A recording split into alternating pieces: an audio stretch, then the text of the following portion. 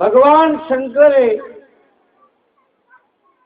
પરમાત્માનું સ્મરણ કરીને એનો પણ કોઈ ઉપરી છે,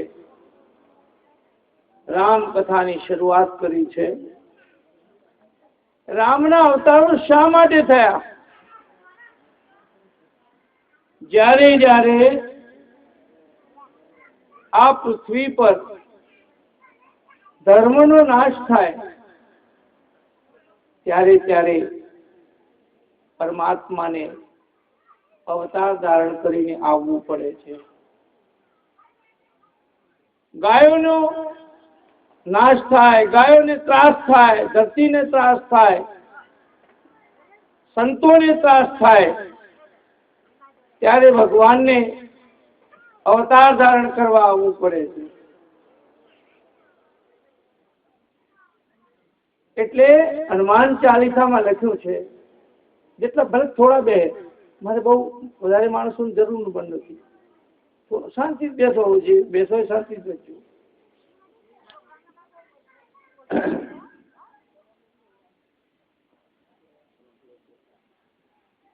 ભગવાન એટલે હનુમાન ચાલીસામાં લખ્યું, સાધુ સંત કે તુમ રખવારે, અસુર નિકંદન રામ દુલારે. હે ભગવાન, હે હનુમાનજી, તમે સાધુ સંતના રક્ષણ કરવા વાળા છો, રાક્ષસોનો નાશ કરવા વાળા છો, રામના પ્રિય છો. એટલે આ વરસાદ શા માટે પડે છે? ગાયો માટે પડે છે, સંતો માટે પડે છે, ધરતી માટે પડે છે, પશુઓ માટે પડે છે. વચ્ચે આપણે લાભેનો લઈએ છીએ. એટલે પરમાત્મા ધરતીનો બચાવ કરવા માટે, ગાયોનો બચાવ કરવા માટે, સંતોનો બચાવ કરવા માટે પરમાત્માને આવવું પડે છે.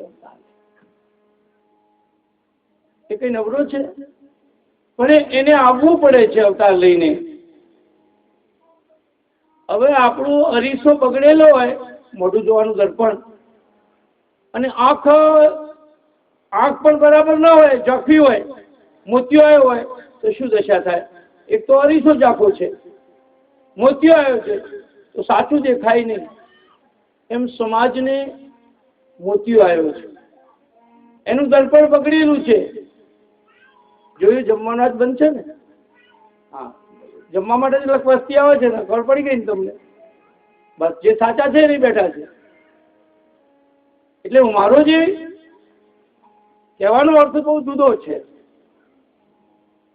સમાજના દૂષણો કાઢવા માટે કૃષ્ણ ભગવાન છે ને, એના કુળને ના સુધારી શક્યા. યાદવ કુળ દારૂ પીને અંદર અંદર લડીને મરી ગયું. કૃષ્ણ પોતે ના સુધારી શક્યા. અરે રામ જેવા રામ પણ અયોધ્યાની મંથરાને ના સુધારી શક્યા, ધોબીને ના સુધારી શક્યા. સમાજને બદલવા માટે કોઈ પણ સમાજ એટલે કોણ?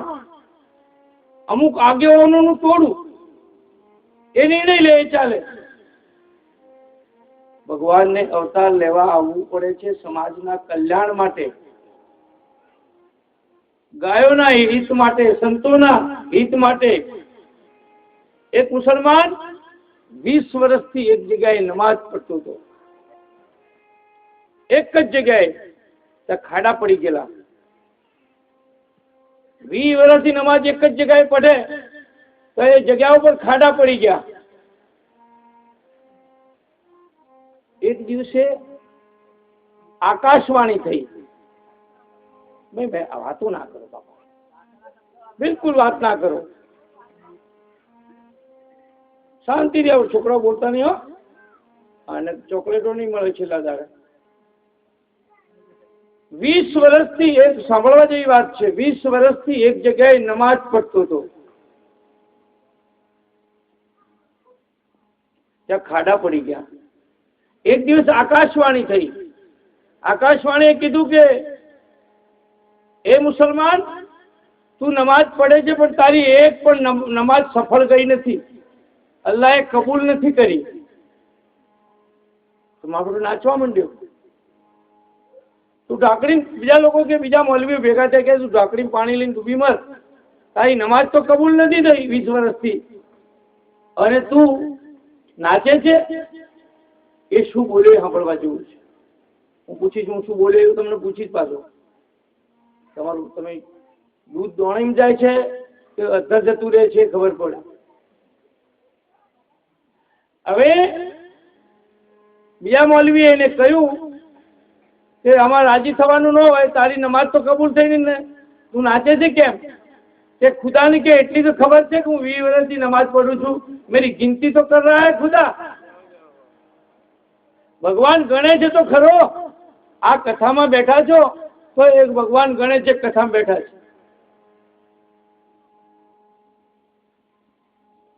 અને હું તો એટલે સુધી ખૂબ કહું, ખૂબ તમને પ્રેમપૂર્વક કહું છું, સમાજમાં કંઈક સારું કરવું હોય તો એક સારી વાત કરું છું, અહીં બેઠો છું ત્યાં સુધી મારો કોઈક અધિકાર છે. પછી જેનો પ્રેમ છે એના ઉપર તો અધિકાર રહેવાનો જ છે હંમેશા. તમને ખબર છે ને, આપણે ત્યાં સચ્ચિદાનંદજી ત્યાં ગયા હતા, પછી રણછોડજી મંદિરે આપણે ગયા, અને મેં સચ્ચિદાનંદજીને એમ કહ્યું, બાપજી એમને જમવાનું પણ પૂછ્યું નહીં. બરાબર, મેં તો બોલા ભાવે જ કહ્યું. ત્યારે એમને એમ કીધેલું કે કોઈના રસોડે જમવાની ઈચ્છા નહીં રાખવાની. એ મેં ગાંઠ વાળી નીકળ્યો ને, કેટલા મંદિરોનું આમંત્રણ જમવાનું હોય, હું ના ગયો.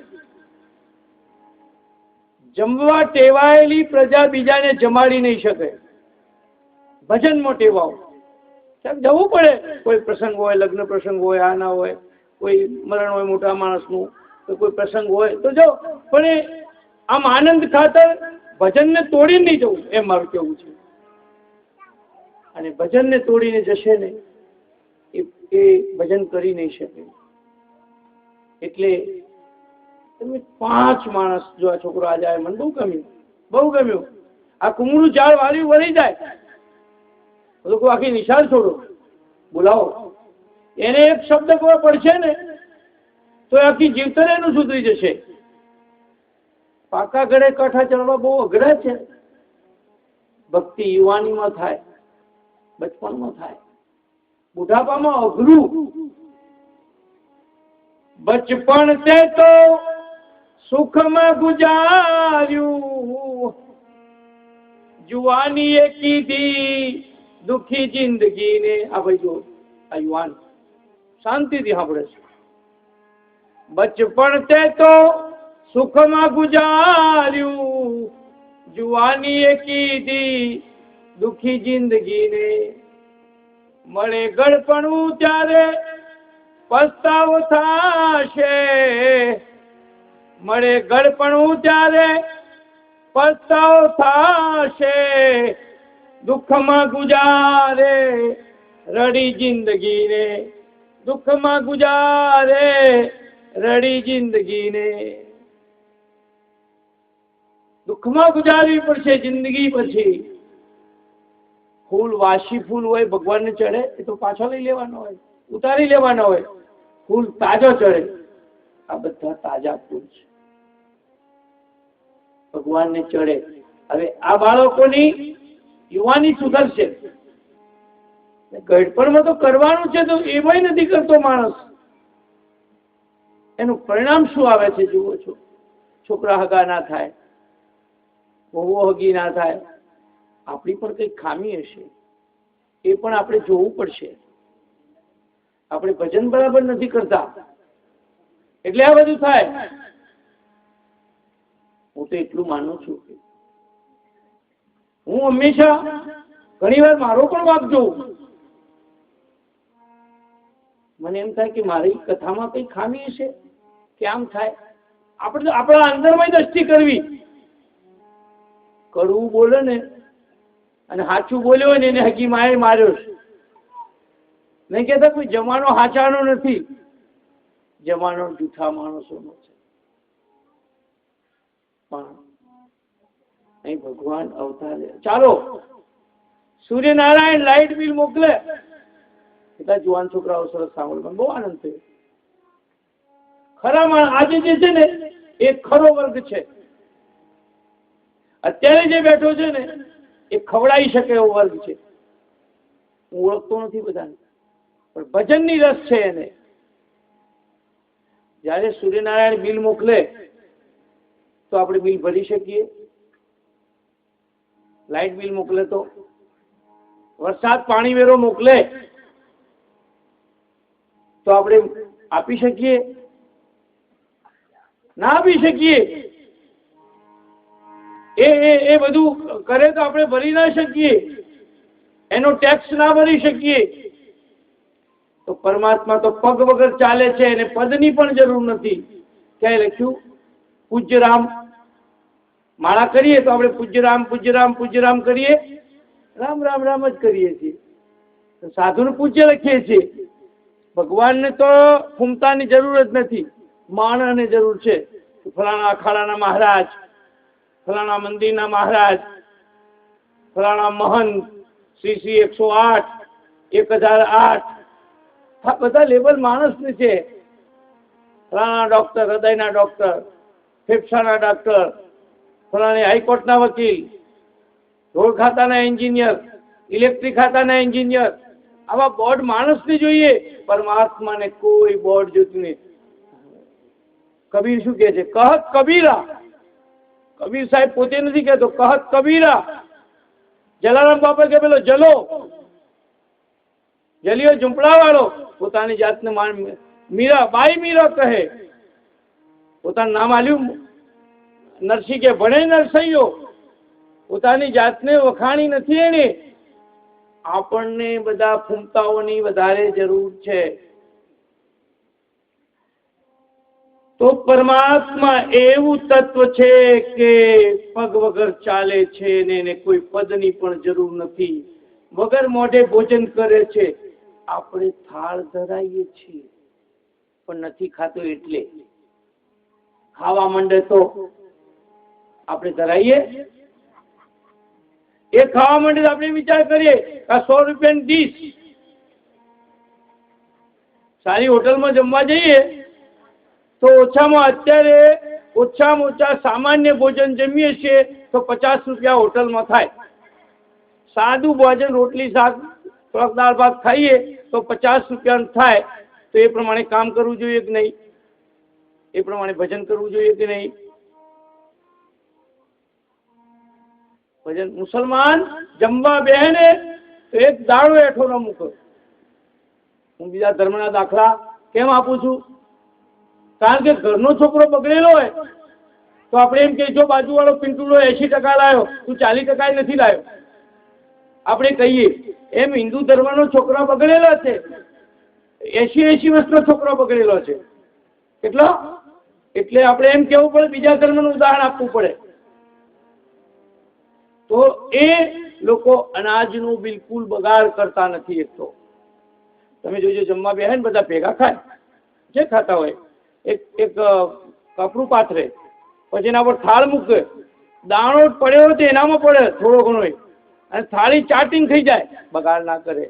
120 કરોડની વસ્તીમાં બધા 100 ગ્રામ અનાજ બગાડે તો આ દેશ ગરીબ જ રહે ને. આ દેશને ખાવા ના રહે. બધા લોકો ગણપતિને દૂધ ચડાવવા માંડે તો હોસ્પિટલના બાળકો દૂધ વગર રહે. થોડી માનવતા હોવી જોઈએ. આપણે શું કરીએ? આ મંદિરોમાં તમે જુઓ, એક ગામમાં હું કથા કરવા, મારે વાત જે કરવી, હું રામનો જન્મ કરાવવાનો છું, પણ મારે વાત પાયાની જે કરવી છે. જુઓ, ધીરે ધીરે બેન માતાઓ આવે છે. એક ગામમાં હું ગયેલો, ત્યાં શંકરનું મંદિર, એટલે મારી કથા, બહુ વધારે માણસો આવતા હતા. સરસ ગોઠવણી સારી હતી એ લોકોની. દિવસની કથા 4 કલાકની કથા. એમાં જે બેન આવે ને, પટેલોનું ગામ, જે બેન આવે ને 500 ગ્રામ દૂધ શંકરના લિંગ ઉપર રેડે.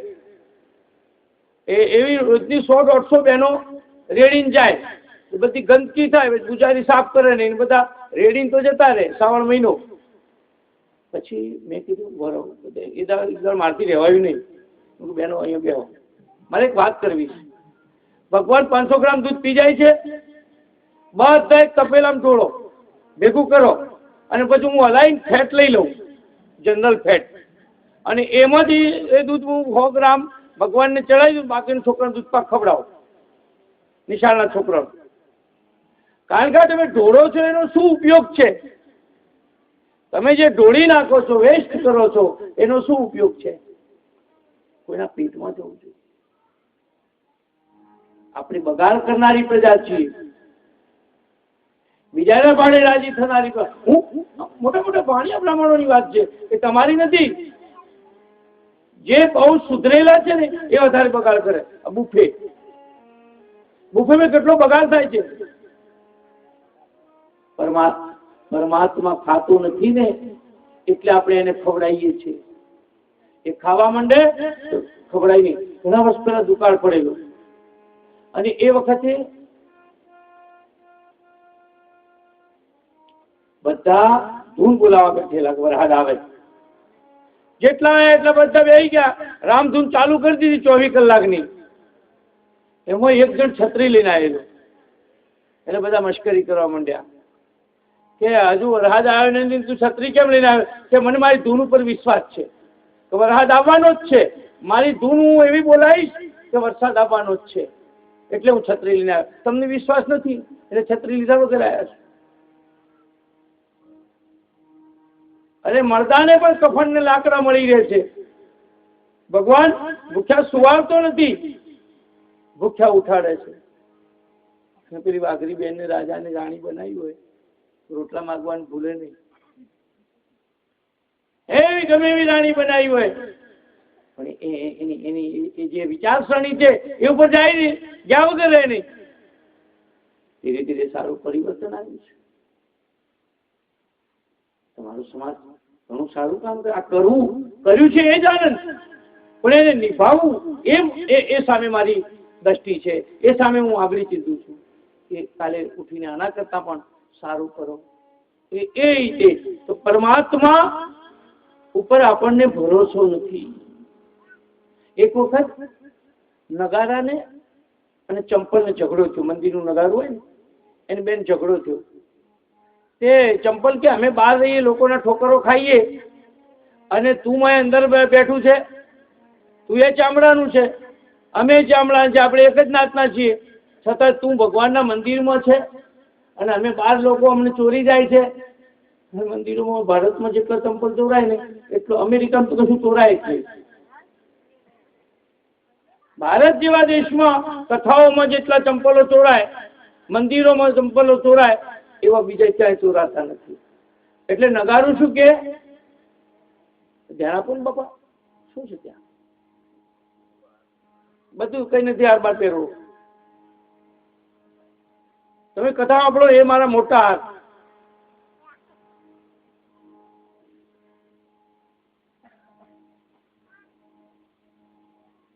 નગારું કે જો ભાઈ હું હવાર હાજ આરતી થાય ને ત્યારે મને માર પડે છે, દંડાનો માર પડે છે.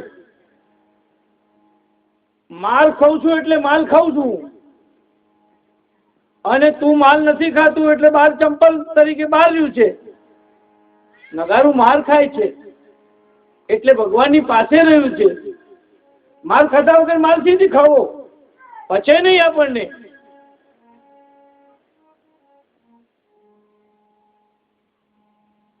વરસાદ બિલ નથી લેતો, સૂર્યનારાયણ બિલ લેતો નથી. એવી રીતે પરમાત્મા કે છે કે હું અવતાર લઈને આવું છું. જ્યારે જ્યારે ધર્મનો નાશ થાય, અધર્મ વધે, ત્યારે પરમાત્મા આ પૃથ્વી પર અવતાર લઈને આવે છે અને એ પોતાની લીલા કરીને જતો રહે છે. પણ ખરેખર પરમાત્માને આપણે ઓળખવા. પ્રભુ આવે છે પણ આપણે એને ઓળખી શકતા નથી. ભગવાનના અવતારના કારણોની વાત આપણે કરીએ છીએ આજે. તો ભગવાન કેમ આવે છે? એકવાર એવું બન્યું કે ભગવાનના દ્વારપાળો જય અને વિજય, આપણો કહેવાય છે ને વાત, ચોકી કરનારા બે મંદિરના આગળ ઉભા રાખ્યા હોય છે દંડા લઈને. બે દરવાજે ચોકી કરતા હતા ભગવાનના પટાવાળા, અને ત્યાં સંતો ગયા કે અમારે ભગવાનના દર્શન કરવા જવું છે, એટલે આ દ્વારપાળોએ રોક્યા, કારણ કે ચા કરતો કેટલી ગરમ, સાહેબ કરતા પટાવાળાનો પાવર બહુ હોય, એટલે પેલા સંતોને રોક્યા. સંત કે ભાઈ જવા દે ને, શું વાંધો છે? કે ના, અમે નહીં જવા દઈએ. મહાત્માએ શ્રાપ આપ્યો કે તમે અમારું અપમાન કર્યું છે, જાઓ બીજા જન્મમાં તમે રાક્ષસ બનજો, અમને તમને મારવા માટે રામનો અવતાર લેવો પડશે. એ જય વિજય બીજા જન્મમાં રાવણ અને કુંભકર્ણ બન્યા અને એને મારવા માટે સાક્ષાત રામને અવતાર લેવો.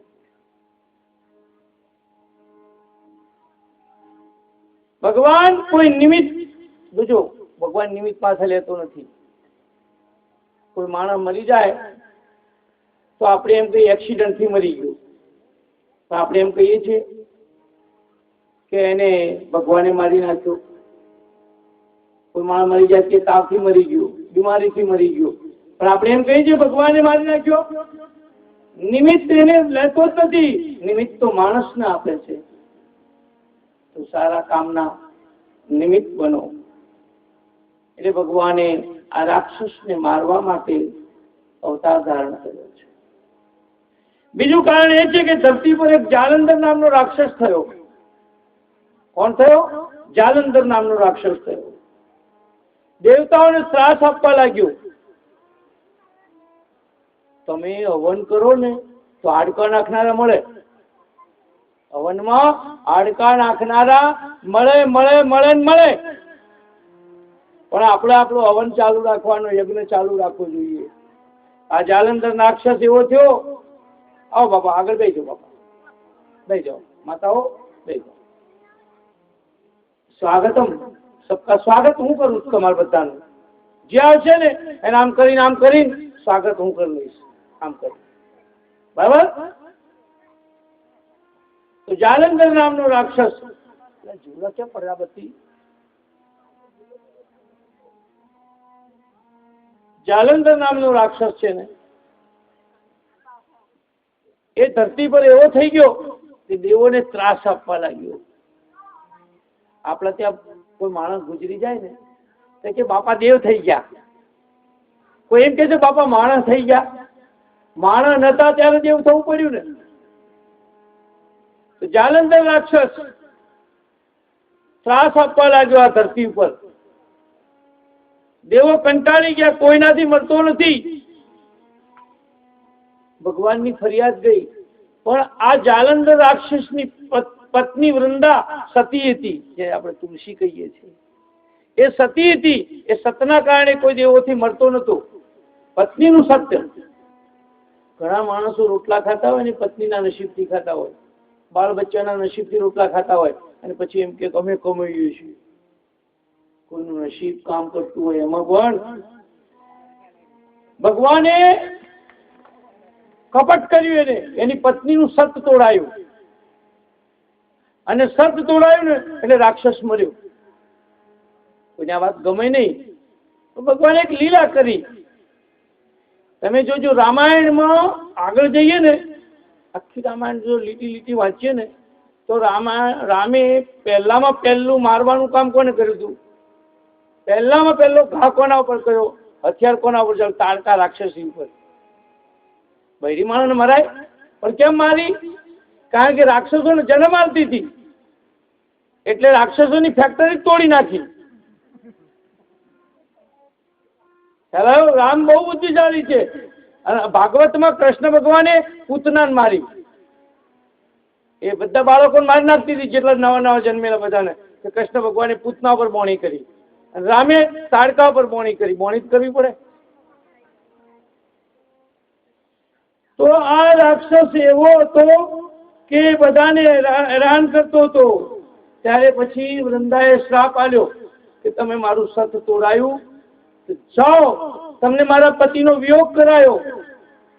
તમે મને મારા પતિનો વિયોગ કરાયો તો બીજા જન્મમાં તમે રામ થશો.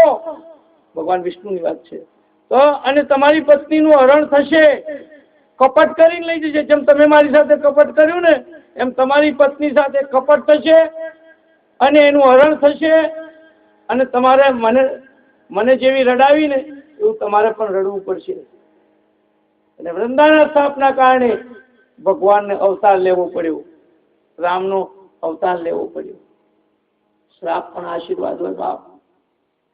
તમે જોજો, અમારું તો અમે સાધુમાં એક વસ્તુ તો સારી હોય જ. અમે અમુક માણસો પર નફરત થઈ જાય ને, અહીં ના આવતું, અને વળી આવી જાય ને જમવા બેઠા બે જા બે રોટલી ખા, અઠવાડિયા પછી આવે ને, કારણ કે એ રાખે નહીં લાંબુ મગજમાં. આ કારણેથી ખરાબ વાત આ કારણેથી કાઢી નાખે. એટલે બીજા જન્મમાં એને અવતાર લીધો. ત્યારે ત્રીજું કારણ છે કે ભગવાન શંકર કથા સંભળાવે છે કે એકવાર નારદજીએ ભગવાનનો શ્રાપ આપ્યો. સંત શ્રાપ આપ્યો. સંતનો શ્રાપ પણ ભગવાનને પણ અસર કરે. દુર્વાસા મુનિએ કૃષ્ણ ભગવાનનો શ્રાપ આપ્યો હતો, જા તારું મોત પારધીના બાણથી થશે. અને કૃષ્ણ ભગવાને શ્રાપ માથે ચડાયો. અને દુર્વાસાના શ્રાપના કારણે, ભાગવતમાં કથા છે, દુર્વાસાના કારણે, શ્રાપના કારણે ભગવાનને પણ અવતાર લેવો પડ્યો. પરમાત્માને અવતાર લેવો પડ્યો. એ શ્રાપ માથે ચડાયો.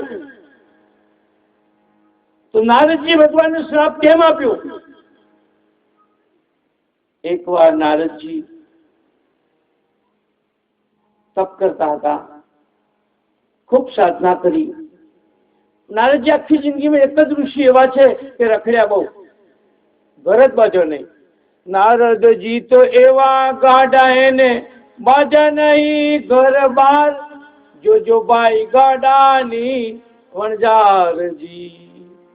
નારદજી તો એવા ગાડા કે એને ઘર બાર બાજા નહીં. પણ તપ કરતા કરતા કરતા કરતા કરતા થાક્યા ને એક જગ્યાએ બેસી ગયા. અમારા સાધુમાં એક કહેવત છે, ઘૂમેશો સુરા, ફરે સુરવીર હોય, અને બેઠે સો પૂરા. બેહી રે ને એ પૂરો બેહી રે, બેહી જાય એક ઠેકાણે. પછી બહુ ફર્યા પછી એટલે પેલા જીવડા પડે છે, એનો કોઈ રસ્તો છે કે નહીં? કઈ ઉપર માથા ઉપર પડે છે. નક્કી આવ્યો ખરો, કથા પડવા આવ્યા, એને કઈ મોક્ષ તો જોઈએ ને. મને દેખાયું, જોઈ જુઓ, બંધ કરીને જોઈ જુઓ છું. લક્ષ્ય જતું રે આપણું.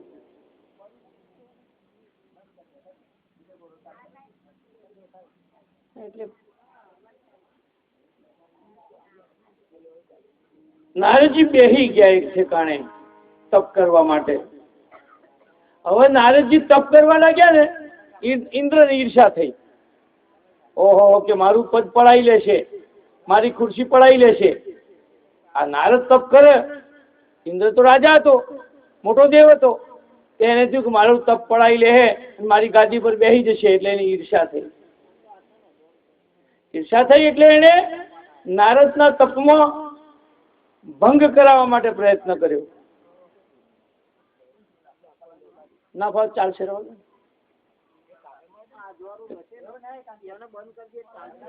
કયું? હા, જોઈ જો તો જોઈ જો, મને દેખાય છે. હા, કોને પણ આવું કર્યું? હોસ્પિટલ આવાય જ નહીં ખરેખર. આવું કોણ કરે છે? અને આના પર કોઈ બેસતું જ નથી ને, પછી પાપ લાગશે.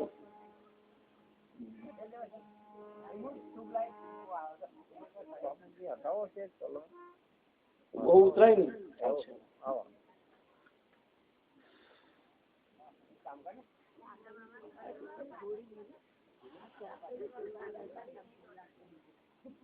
કઈ વાંધો નહીં, ચાલો જવા.